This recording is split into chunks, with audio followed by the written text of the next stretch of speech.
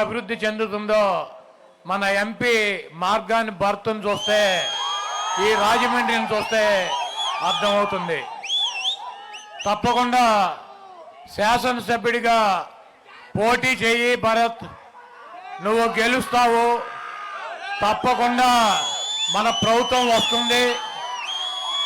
ఆ రాజమండ్రి ప్రాంతాన్ని వైఎస్ఆర్ కంచుకోటగా తీర్చిదిద్దాల్సినటువంటి బాధ్యత నీ మీద ఉందని చెప్పి ముఖ్యమంత్రి జగన్మోహన్ రెడ్డి గారు భరత్ను రాజమండ్రి సిటీకి శాసనసభ్యుడిగా పంపించడం జరిగింది. ఈరోజు జగన్మోహన్ రెడ్డి గారి గురించి, లేకపోతే మా గురించి, లేకపోతే ఇక్కడ ఉన్నటువంటి భర్త గురించి అనేక కథనాలు జగన్మోహన్ రెడ్డి గారు చెబుతూ ఉంటాడు. మనం ఒకరితో కాదు ఫైట్ చేసేది, చంద్రబాబుతో అని. అది వాస్తవం. చంద్రబాబు కనుక ఒక్కడే వస్తే జగన్మోహన్ రెడ్డి గారు ఫుట్బాల్ లాగా ఒక తన్ను తంటే ఒక 20 సంవత్సరాలు కనపడ్డాయి రాష్ట్రంలో. ఆ సంగతి ఆయన కూడా తెలుసు. అందుకే ఒక పక్కన దత్తపుత్రుని పెట్టుకుంటాడు, ఇంకో పక్కన ఉత్తపుత్రుని పెట్టుకుంటాడు. వెనకాల బీజేపీ వదినమ్మ వస్తుంది. ముందేమో ఇప్పుడు కాంగ్రెస్ షర్మిలమ్మని తెచ్చుకున్నాడు, చెల్లెమ్మనే.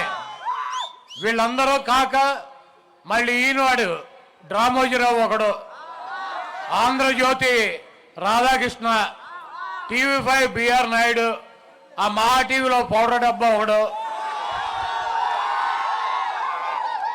ఇప్పుడు వీళ్ళందరూ సరిపోక నిన్న రాత్రి ఒకని పట్టుకొచ్చారు, పీకే ప్రశాంత్ కిషోర్. ఆ నైపాక్లోంచి పీకేసి పక్కన పడేసి 3 ఏళ్ళు అయింది. ఒక రాజకీయ పార్టీ పెట్టి బీహార్లో పాదయాత్ర చేసి ఆ పార్టీ డిస్పోజల్ అయిపోయి అక్కడ దుకాణం సర్దేసి మళ్ళీ వచ్చాడు. అంటే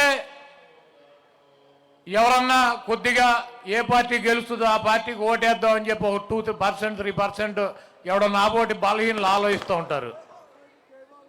ఈయనొచ్చి చంద్రబాబు నాయుడు గారు గెలుస్తారంటే ఓటంతా చంద్రబాబు నాయుడుకి 2% 1% మారుతుందన్నటువంటి పిచ్చి భ్రమల్లో ఇటువంటి పిచ్చి ముండా కొడుకులందరినీ తీసుకొచ్చి మన మీద వదిలి వాళ్ళు పొద్దున్నే లేచి మాకు నోరు నెప్పేటట్టు నేను, ఈ నాని గారు, ఈ భరత్, ఇట్లా ఈ రాష్ట్రంలో 10 మంది ఉన్నాం.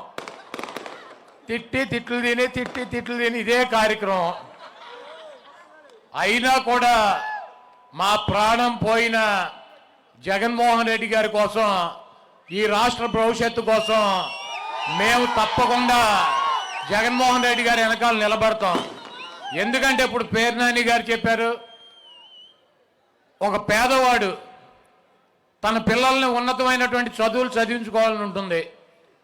వాళ్ళకి ఒక మంచి ఇంగ్లీష్ మీడియంలోనో ఒక ప్రైవేట్ స్కూల్లోనో చదివించాల్సినటువంటి బాధ్యత ఉంటుంది, చదివించాలని ఉంటుంది.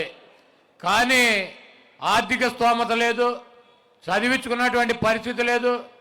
అటువంటి నిరుపేద పిల్లలు గవర్నమెంట్ స్కూల్స్కి వెళ్తారు. 45,000 స్కూల్స్ ఉన్నాయి.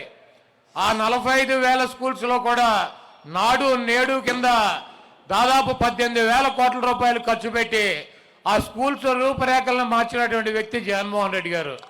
ఇంగ్లీష్ మీడియం తీసుకొచ్చినటువంటి వ్యక్తి జగన్మోహన్ రెడ్డి గారు. వాళ్ళకి చదివేటువంటి పుస్తకాలు కానించి, స్కూల్ బ్యాగులు కానించి, బట్టలు కానించి, బూట్లు కానించి, సాక్సులు కానించి ప్రతి అవసరాన్ని తండ్రి స్థానంలో ఉండి తీర్చినటువంటి వ్యక్తి జగన్మోహన్ రెడ్డి గారు.